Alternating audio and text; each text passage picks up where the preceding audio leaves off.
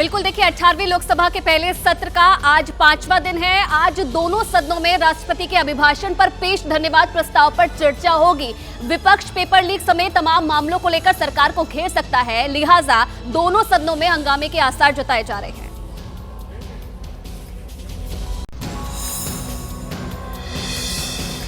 राष्ट्रपति के अभिभाषण पर आज संसद के दोनों सदनों में चर्चा शुरू होगी, लिहाजा चर्चा के दौरान हंगामे के आसार हैं।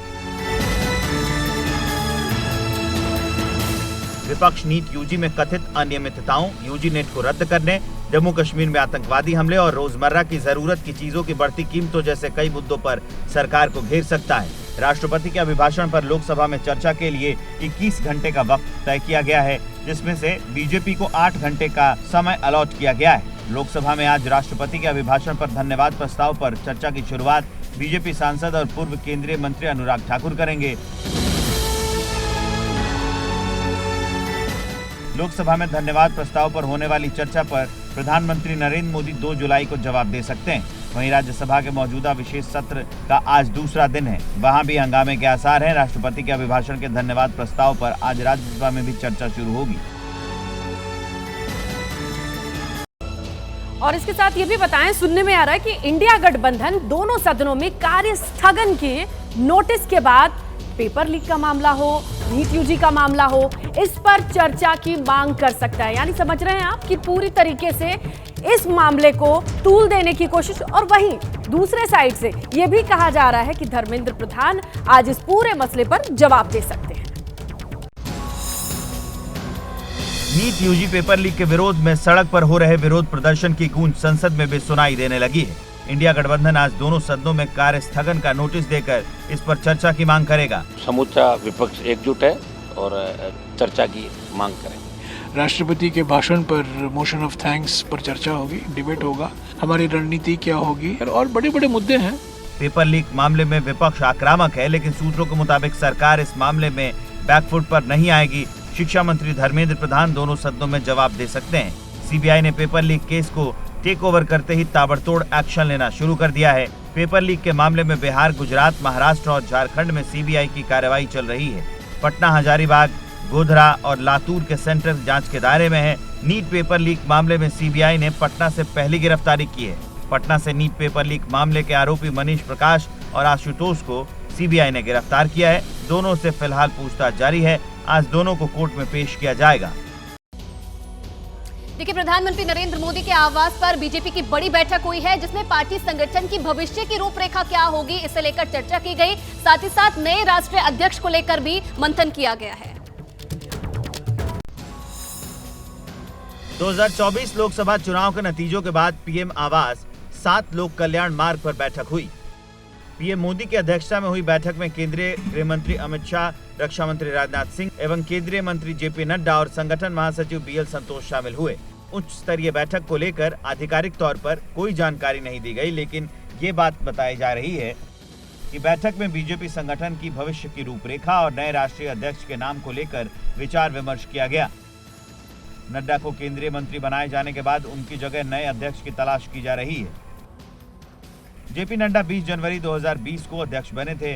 उनका कार्यकाल जनवरी 2023 में ही खत्म हो गया, लेकिन लोकसभा चुनाव के मद्देनजर कार्यकाल बढ़ा दिया गया, जो 30 जून को खत्म हो रहा है।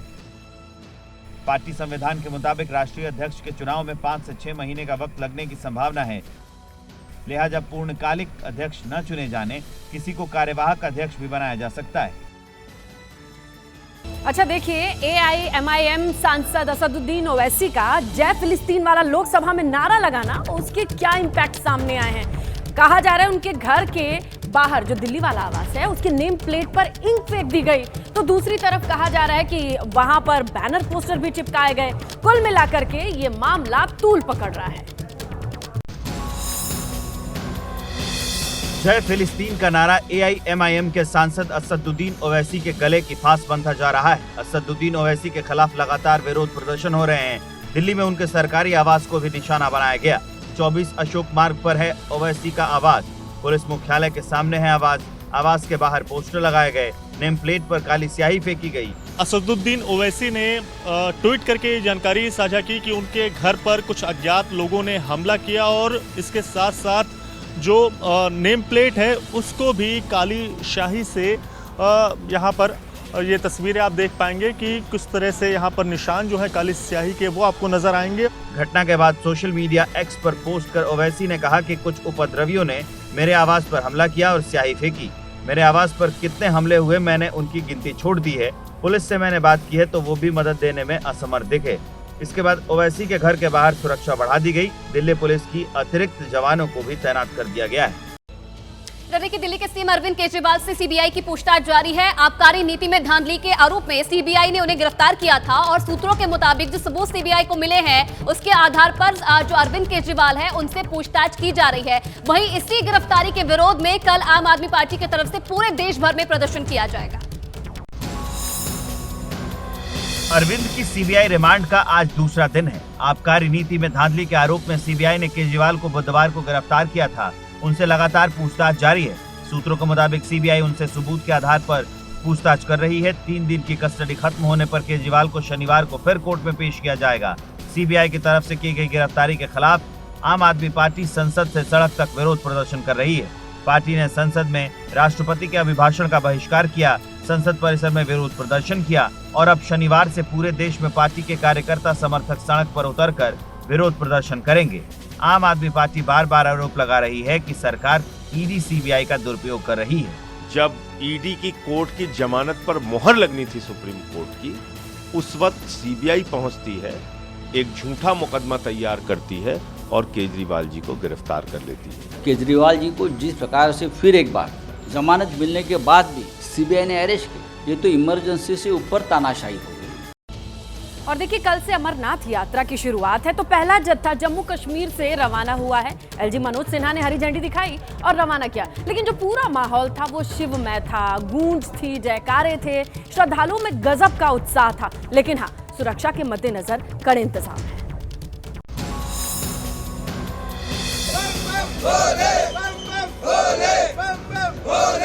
जहाँ है भगवान शिव विराजमान, वहाँ होता है भक्तों की हर समस्या का समाधान। ये तस्वीर जम्मू की है। ये उमंग और उत्साह पवित्र यात्रा अमरनाथ की है जो कल से शुरू होने वाली है। और आज भक्तों का पहला जत्था जम्मू से रवाना हो चुका है। साल भर के भोले बाबा के भक्तों का इंतजार खत्म हुआ है, क्योंकि जम्मू से आज प्रदेश के उप राज्यपाल मनोज सिन्हा ने अमरनाथ यात्रियों का पहला जत्था श्रीनगर के लिए रवाना किया है। इस बार अमरनाथ यात्रा 40 दिन तक चलेगी। 19 अगस्त को यात्रा का समापन होगा। अमरनाथ धाम पहुंचने के 2 रूट हैं। पहला पहलगाम जो सबसे लंबा रूट है, तो दूसरा रूट है बालटाल जो सबसे छोटा है। यात्रियों की सुरक्षा को लेकर सुरक्षा बल भी अलर्ट पर हैं। चप्पे चप्पे पर पुख्ता इंतजाम किए गए हैं। और देखिए, जिस बेस्ट एयरपोर्ट का दम दिल्ली भरती है, उस वर्ल्ड क्लास एयरपोर्ट पर बड़ा हादसा हुआ है। दिल्ली एयरपोर्ट के टर्मिनल 1 की छत का एक हिस्सा गिरा है। कई गाड़ियां इसकी जद में आई हैं और हादसे में 6 लोग घायल हैं, जबकि 2 लोगों की हालत गंभीर बताई जा रही है। दिल्ली में झमाझम बारिश हो रही है और इसी बारिश के बीच वर्ल्ड क्लास एयरपोर्ट की सच्चाई सामने आ गई। दिल्ली का एयरपोर्ट दुनिया भर के एयरपोर्ट की लिस्ट में 5 नंबर पर है, लेकिन इस हादसे ने वर्ल्ड क्लास एयरपोर्ट का दम भरती दिल्ली को आईना दिखा दिया है। हादसे के नागरिक उड्डयन मंत्री राम मोहन नायडू ने भी इस पर पोस्ट किया है और लिखा है, हादसे की निगरानी वो खुद कर रहे हैं, लेकिन इस हादसे की वजह से कई फ्लाइट्स पर असर पड़ा है। टर्मिनल 1 पर कई उड़ानें रद्द करनी पड़ी हैं। तो देखिए किस तरीके से भारी भरकम एक पिलर का हिस्सा गिरता है और इसकी जद में ये वो गाड़ियां हैं जो इसके नीचे दबी हुई हैं। और आपको बताया, रेस्क्यू का काम अभी भी चल रहा है।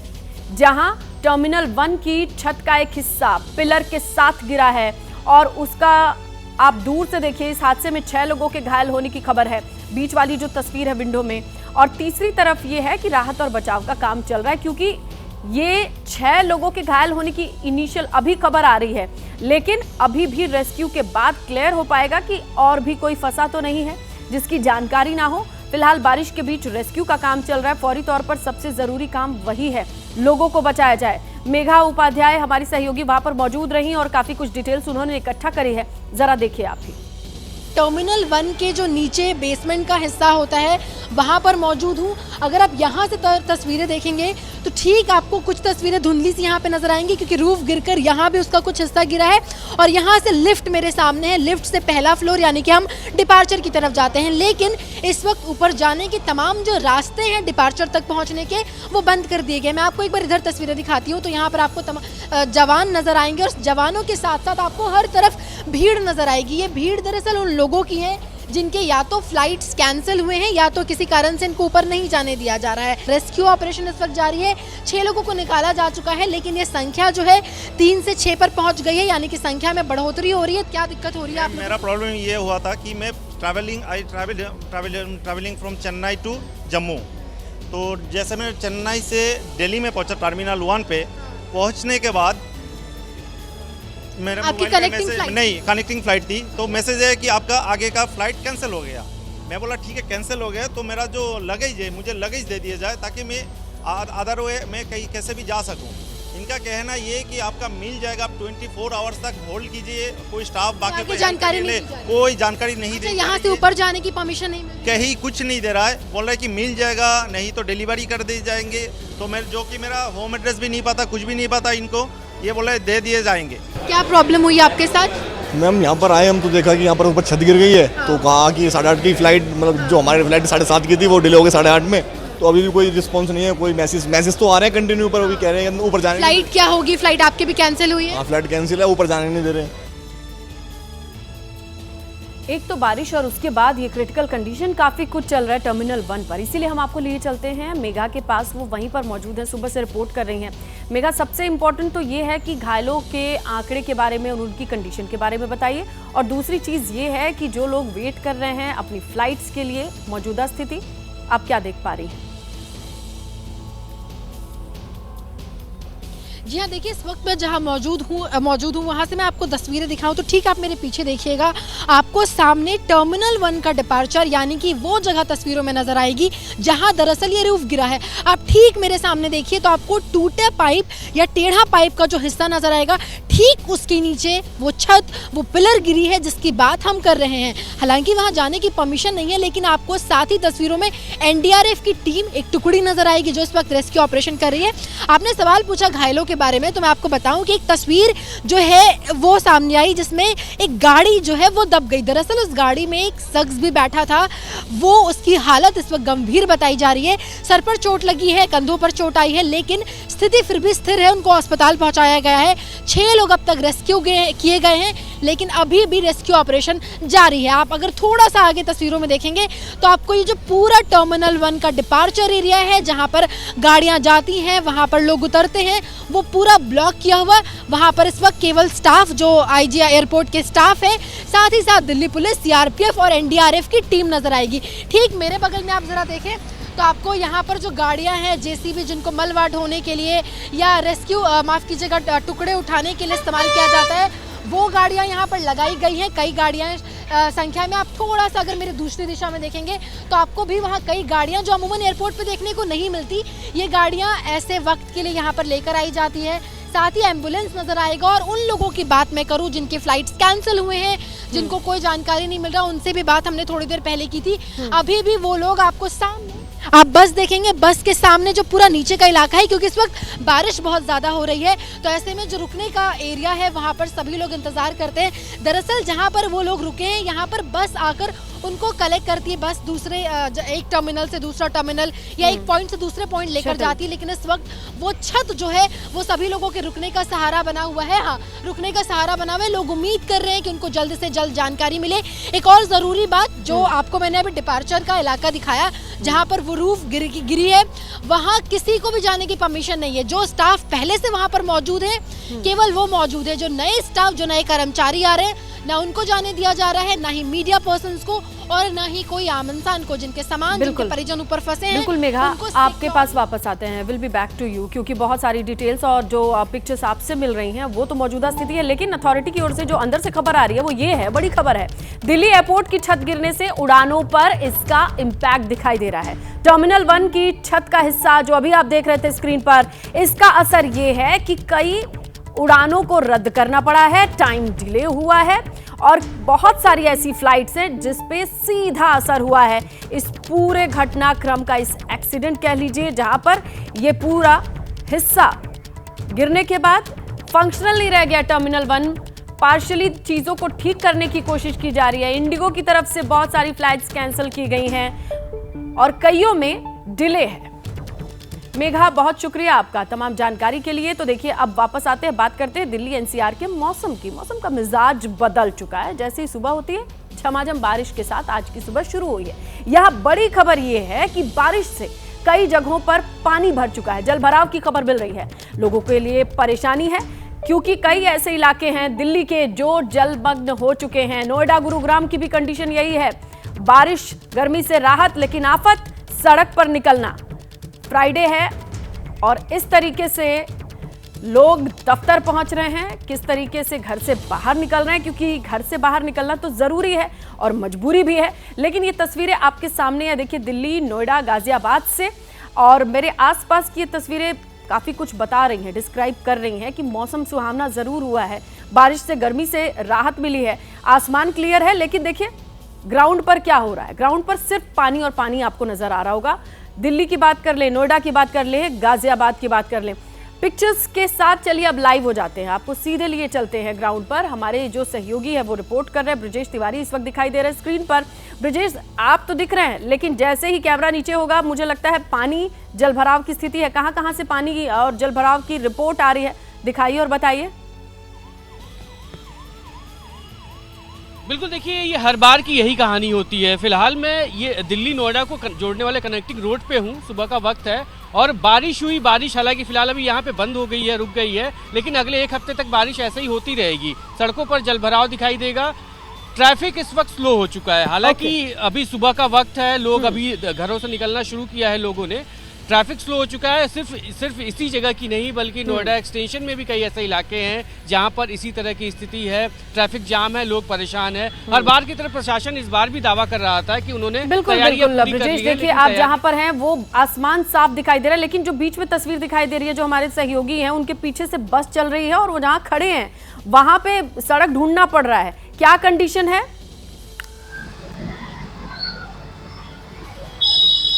जी बिल्कुल, मैं सिर्फ मौजूद हूँ गुरुग्राम के बसई चौक इलाके में, जो कि द्वारका एक्सप्रेसवे से सिर्फ 500 मीटर की दूरी पर है। और यही रोड द्वारका एक्सप्रेसवे से शहर को जोड़ने का काम करता है।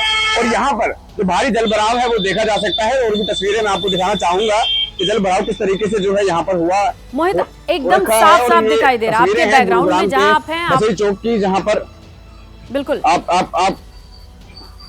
आप देख पा रहे होंगे कि पूरा बैकग्राउंड, मेरे बैकग्राउंड में जो गाड़ियां हैं वो पूरी पानी, इससे आप देख सकते हैं किस तरह की दिक्कतों का सामना करके एक जगह से जा रही हैं। और ये दूसरी तरफ भी मैं आपको दिखाना चाहूंगा कि पूरी सड़क पर जो है पानी भर चुका है इस वक्त। और ये जो हालात है ये पहले ही बरसात के अंदर गुरुग्राम के अंदर बन गए हैं। हालांकि कल मुख्यमंत्री जब गुरुग्राम आए थे तो उन्होंने भी दावा किया था कि गुरुग्राम के अंदर किसी भी सूरत के अंदर जलभराव नहीं होने दिया जाएगा। मगर जिस तरीके से पहले ही बरसात के अंदर हालात खराब हुए हैं तो कहीं ना कहीं जिला प्रशासन की जो पोल है वो खुलती नजर आ रही है। न्यू गुरुग्राम है, कहाँ ज्यादा जलभराव रिपोर्ट की जा रही है?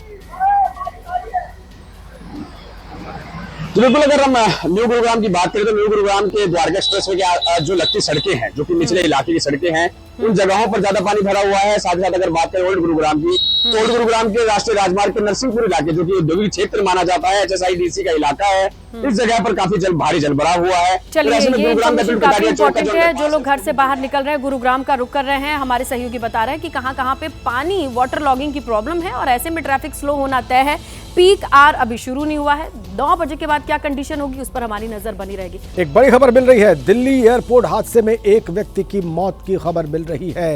ये इस वक्त की बड़ी अपडेट देश की राजधानी दिल्ली से। टर्मिनल 1 पर जो हादसा हुआ दिल्ली एयरपोर्ट में, उसमें एक जान जाने की खबर है। दिल्ली एयरपोर्ट के टर्मिनल 1 की छत गिरी और इस हादसे में एक व्यक्ति की मौत की खबर मिल रही है। बेहद दुखद, बहुत अफसोसनाक।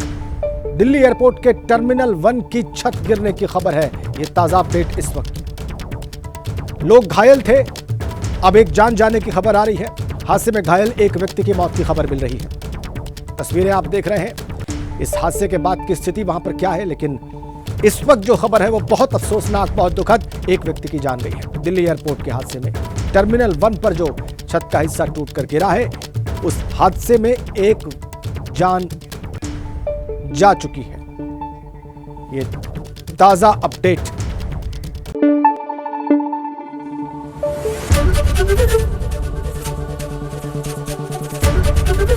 एबीपी न्यूज आपको रखे आगे।